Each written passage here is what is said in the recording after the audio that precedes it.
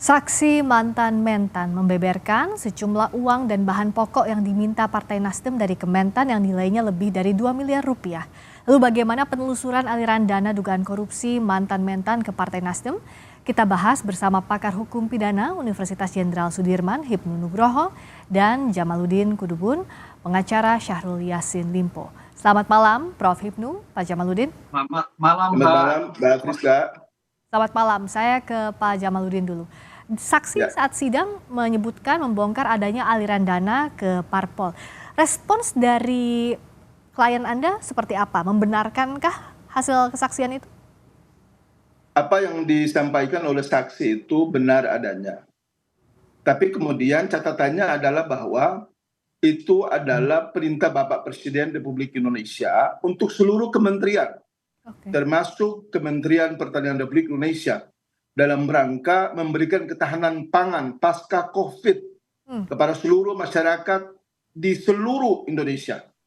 Dan di situ di persidangan itu terungkap bahwa bantuan sebagaimana yang disampaikan itu melalui Partai Nasdem disampaikan kepada Provinsi NTT, masyarakat di Provinsi NTT, di Papua Barat, di Maluku, di Aceh, di Sulawesi, di Sumatera, dan itu merata. Dan terungkap juga bahwa apa yang terjadi itu bukan semata-mata untuk memperkaya Pak SCL, akan tetapi melaksanakan perintah Presiden dalam kaitan dengan memberikan kelangsungan hidup kepada masyarakat Indonesia pasca COVID-19. Adakah bukti tertulisnya surat perintah dari Presiden ke Kementerian menggunakan anggaran yang dimaksud atau seperti apa, Pak Jamaluddin? Kalau kaitan dengan itu adalah arahan Bapak Presiden kepada seluruh jajaran kabinet. Dan boleh dicek di kementerian lain juga melakukan hal yang sama. Termasuk juga dalam kaitan dengan hewan kurban. Itu juga kemudian diberikan kepada seluruh masyarakat. Bahkan di beberapa provinsi sebagaimana terungkap juga di persidangan, itu juga sapi yang telah dikumpulkan itu juga diserahkan resmi, dan itu ada dokumentasi lengkap, bukti-bukti bahwa itu karena arahan Bapak Presiden, maka diberikan kepada masyarakat ketika itu. Kalau bicara soal dana kementerian, itu kan ada birokrasinya. Apakah caranya menyikapi arahan itu sudah sesuai dengan birokrasi yang ada, Bapak? Mbak Friska, jangan lupa bahwa dalam penganggaran di setiap lembaga kementerian itu bisa terjadi pergeseran, dan itu dimungkinkan oleh undang-undang.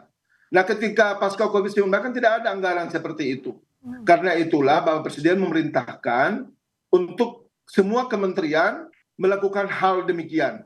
Maka salah satunya Kementerian Pertanian melakukan itu, dan kemudian akan ada perbaikan atau perubahan anggaran pada saat akhir tahun berjalan.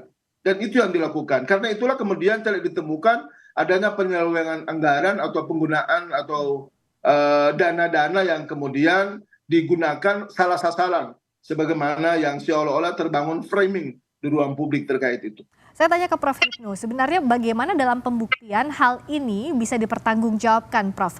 Tadi dari pernyataan Pak Jamaluddin artinya kan ada ranah diskresi yang coba disampaikan oleh pihak terdakwa terkait dengan perintah atau arahan pasca COVID yang disebutkan tadi ada arahan dari Presiden. Bagaimana untuk menguji itu di persidangan, Prof. Hipnu? Memang ini menarik, Mbak. Mencoba kalau bisa dilakukan itu Pak Jamaluddin menghadirkan Presiden. Itu luar biasa. Luar biasa Presiden dihadirkan dalam rangka akan kita coba. Iya, karena ini kan dalam rangka mencari kebenaran material. Dalam situasi COVID, dalam situasi anggaran tidak ada, ya, apakah kebijakan yang dilakukan itu betul atau tidak? Kan gitu pertanyaan gitu. Karena dalam suatu menteri, dalam konteks keuangan itu adalah kuasa pengguna anggaran. Nah, pengguna anggaran, kuasa pengguna anggaran. Disinilah pertanggungjawabannya di sana, Mbak. Bisa nggak melakukan diskresi? Diskresi boleh. Pertanyaannya, adakah yang menyimpang? Adakah yang digunakan untuk tindakan-tindakan yang lain mengalir pada suatu pos-pos yang tidak peruntukannya? Ini yang jadi masalah kan seperti itu. Jadi kalau toh seandainya itu adalah anggaran itu digunakan untuk kepentingan masyarakat dalam arti masyarakat luas situasi yang dibutuhkan, itu nggak masalah. Pertanyaannya Pak Jamaludin ini mengalir pada kelompok-kelompok tertentu. Ini yang jadi masalah kan seperti itu. Apakah ini dimungkinkan? Kan gitu kan. Ini yang jadi problem. Oleh karena itu sebagai pertanggungjawaban, ya menteri harus bertanggung jawab sebagai pengguna anggaran. Tapi pertanyaannya bagaimana hubungan menteri dengan presiden? Apakah dengan kebijakan-kebijakan yang itu dibolehkan atau tidak? Karena dalam suatu teori kalau kita lihat kemarin dalam situasi COVID, itu sudah sering sebutkan suprema lex esto. Dari apa tadi katakan itu kepentingan manusia itu hukum yang tertinggi. Kan gitu loh. Tapi, nah ini tapi, kaidah penggunaan anggaran harus tepat sesuai dengan sebaran anggaran yang dilakukan oleh Kementerian Keuangan. Ini yang tampaknya agak sedikit melenceng gitu, Mbak. Oke, nah untuk kaidah penggunaan anggaran yang diduga melenceng ini seperti apa jawabannya Pak Jamaludin? Kami luruskannya biar jelas.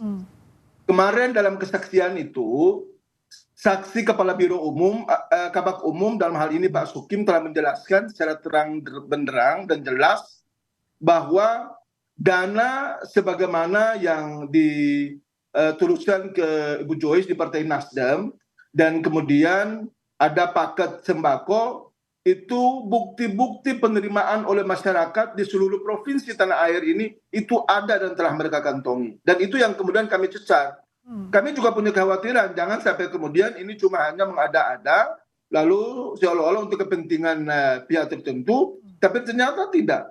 Yang bersangkutan mengatakan bahwa bukti terkait dengan penerimaan oleh masyarakat di berbagai provinsi, sebagaimana ada dalam BAP itu ada. Dan saya kira itu clear kalau soal itu.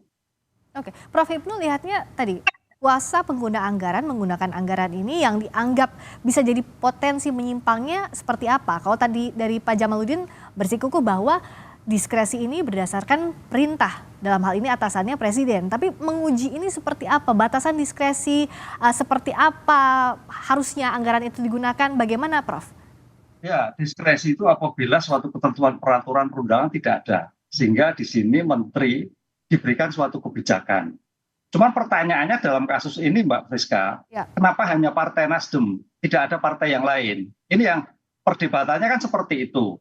Sehingga ada suatu pemikiran-pemikiran yang lain itu Pak Jamal, oh ini jangan-jangan larinya ke sana karena dari Partai X, kenapa partai yang lain tidak ada? Lah, disitulah saya kira suatu ketentuan diskresi yang tidak kolaboratif dengan kementerian yang lain.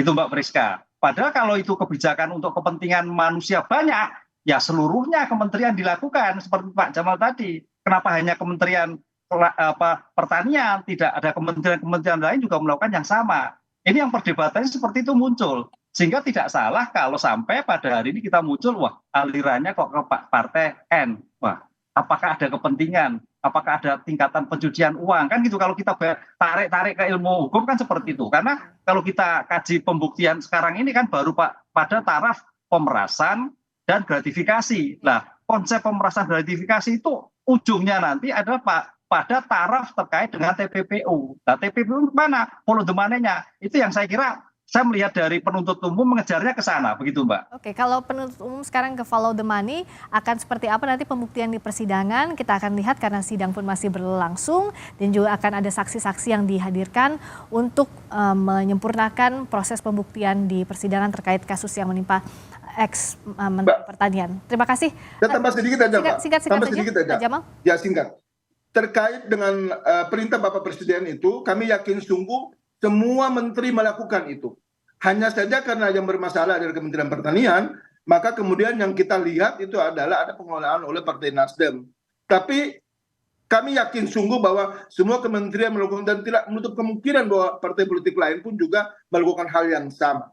Saya kira itu aja tambahannya. Terima kasih. Dan nanti kaidah penggunaan anggaran ini akan diuji di persidangan yang masih berlangsung. Terima kasih sekali lagi Prof. Hipnu Nugroho, pakar hukum pidana Universitas Jenderal Sudirman, dan juga Pak Jamaludin Kudubun, pengacara Syahrul Yassin Limpo. Terima kasih, selamat malam.